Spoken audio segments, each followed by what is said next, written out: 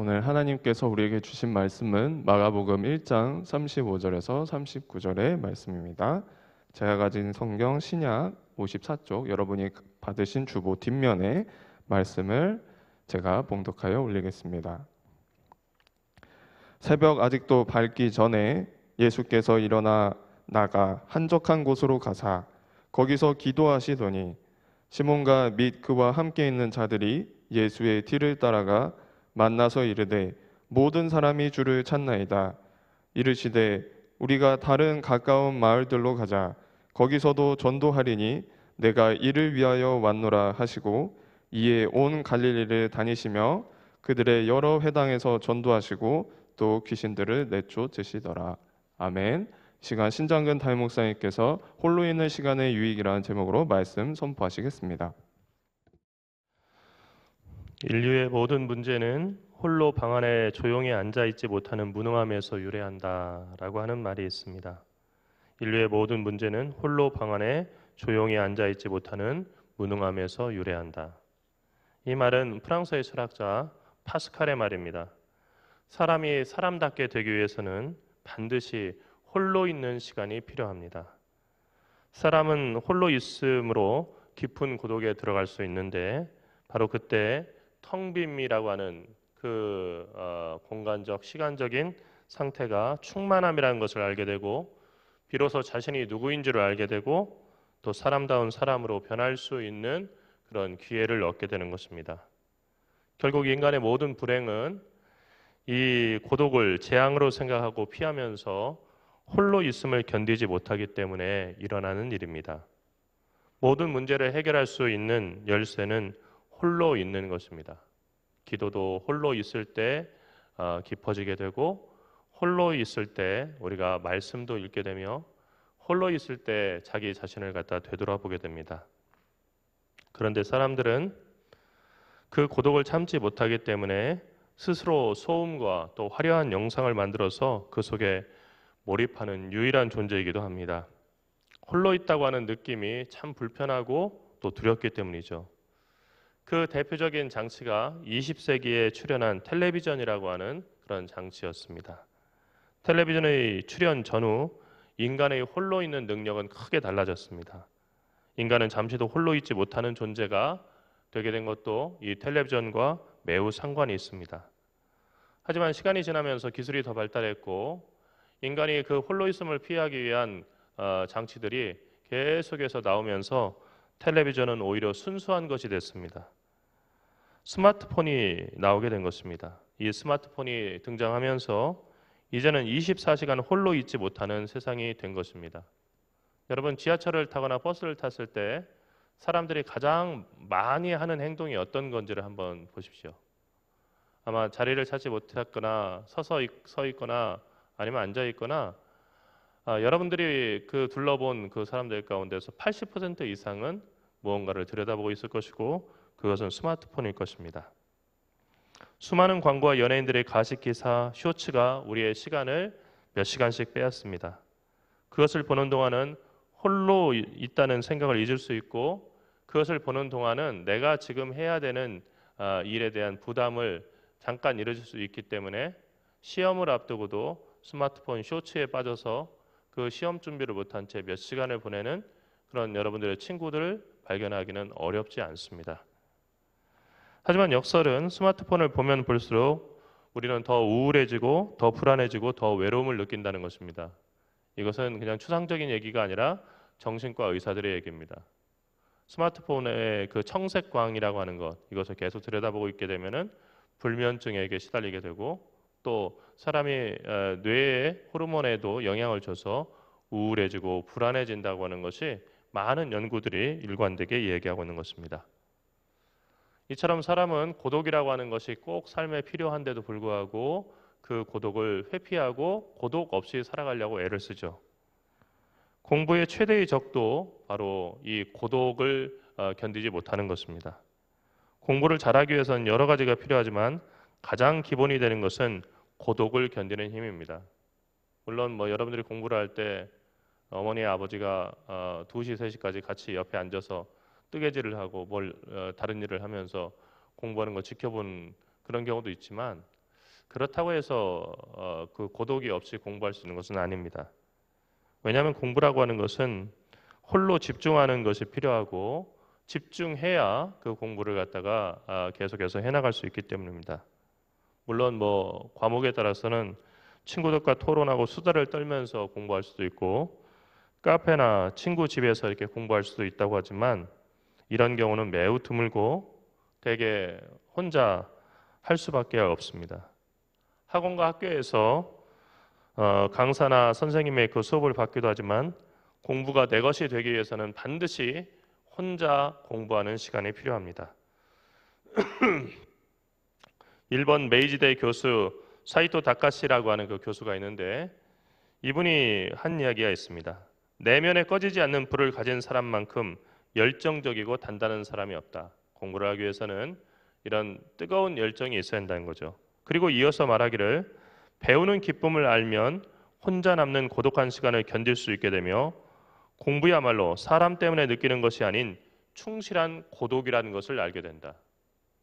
그러니까 공부라고 하는 것은 충실한 고독으로 표현되는 홀로 있을 수 있는 자발적으로 홀로 있을 수 있는 이 시간이 없으면은 공부할 수 없다는 것입니다. 공부만 고독을 벗삼아야 되는 것은 아닙니다. 우리가 주님을 믿는 것도 고독 없이는 불가능한 일입니다. 기도하는 사람이 예수님처럼 하나님 앞에 홀로 서는 그 시간을 두려워한다고 한다면 그 사람은 기도할 수 없을 것입니다. 홀로 서는 순간 우리는 많은 말이 아니라 침묵이 가장 적절한 언어라고 하는 것을 알게 됩니다. 오늘 말씀을 보면 예수님은 아직 해가 뜨지 않은 새벽에 홀로 한적한 곳에 가서 기도하셨다라고 그렇게 기록하고 있습니다. 성경에 예수님께서 기도하셨다고 하는 그 내용은 몇 번 나오지 않지만 그러나 일관된 그런 습관이었었고 예수님께서 기도를 얼마나 중요하게 생각하셨는지는 제자들에게 기도가 없으면 이런 유의 능력이 나올 수 없다라고 말씀하셨으며 제자들에게 기도를 직접 가르쳐 주신 주기도문이 성경에 기록되어 있다는 것을 통해서 알 수가 있습니다. 제자들은 예수님께 많은 사람들이 예수님을 찾습니다. 예수님의 인기가 높습니다라고 얘기했지만 예수님께서는 그 사람들을 다 물리치시고 제자들도 없는 홀로 한적한 곳에 오셔서 그렇게 고독 속에서 기도하셨습니다. 그리고 그 기도가 또 예수님의 다음의 사역을 이끌어가는 힘이 됐습니다. 낮 시간에는 많은 사람들의 무리가 예수님을 따라다녔지만 예수님께서 더 귀하게 여기신 시간은 모두 잠을 자는 동안에 하나님과 홀로 있는 그런 시간이었습니다. 그 홀로 있는 시간이 있었기 때문에 구름대와 같이 허다한 사람들에게 하나님 나라의 복음을 전하시고 또 병을 고치시고 귀신을 내어주는 그런 일들이 가능했습니다. 여러분 제가 여러분들처럼 학생일 때 대학생일 때 읽었던 그 시 한 편이 있습니다. 아주 짧은 시인데 그것은 니체라고 하는 철학자이자 시인이 쓴 그 시입니다. 짧은 시이기 때문에 머릿속에 오랫동안 또 남아있고 또 그 시의 내용 때문에 많은 것을 지금도 생각하게 하는 시입니다. 그 시의 제목은 언젠가 많은 것을 이라고 하는 그런 제목입니다. 내용은 딱 4줄입니다. 언젠가 많은 것을 일러야 할 이는 많은 것을 가슴속에 말없이 쌓는다. 언젠가 번개에 불을 켜야 할 이는 오랫동안 구름으로 살아야 한다. 다시 한번 제가 읽어드리겠습니다. 언젠가 많은 것을 일러야 할 이는 많은 것을 가슴속에 말없이 쌓는다. 언젠가 번개에 불을 켜야 할 일은 오랫동안 구름으로 살아야 한다. 여러분이 공부하는 이 시간은 사실은 구름으로 살아가는 시간입니다. 햇빛처럼 빛나고 싶은 마음이 여러분들 마음 가운데 있을 거예요. 자유롭게 그리고 환하게 그리고 기쁘게 살아가고 싶은 마음도 있을 겁니다. 하지만 이 시간은 분명히 여러분에게 구름입니다. 구름은 빛나지 않고 구름은 요란하지 않습니다. 구름은 그렇게 그다지 주목받지 못합니다. 하지만 그 구름 속에서 번개가 나옵니다.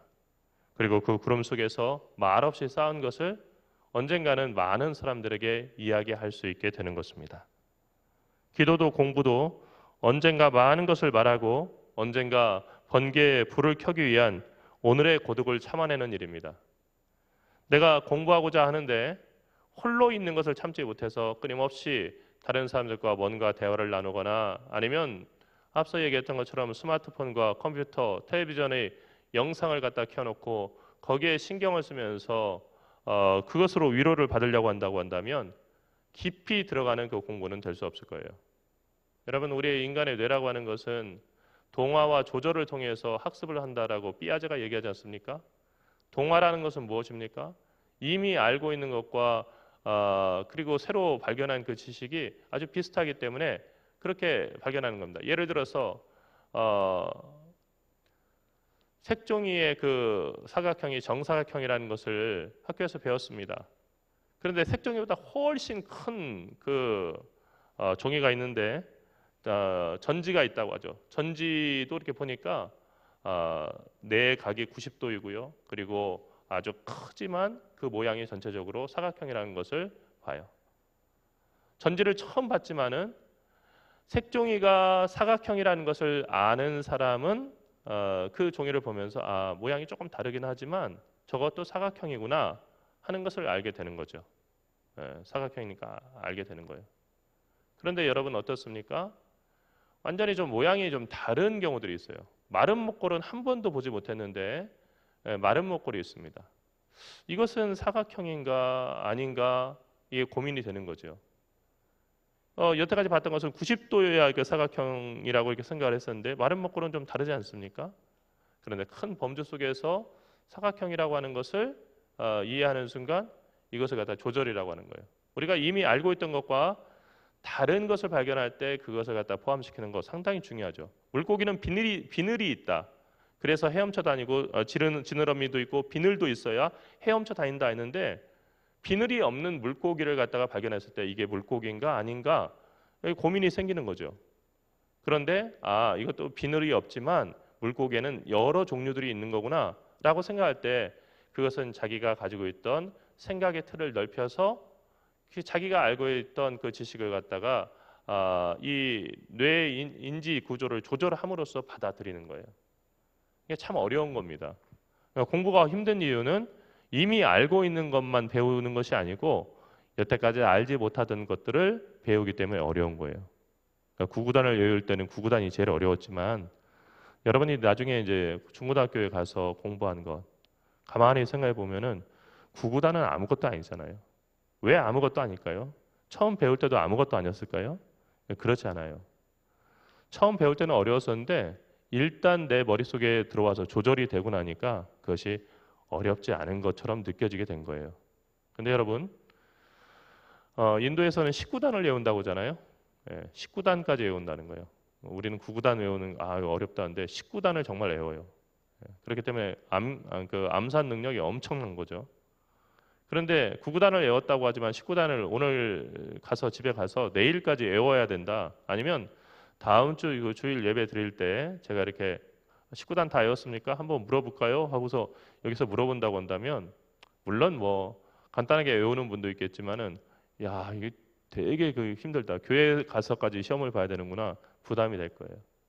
그러나 그것도 어느 정도 외우고 나면은 19단이 너무나 당연하게 여겨지고 그리고 그거 쉬운 거지 뭐. 그거 모르는 사람이 어디 있어? 이렇게 될 거예요.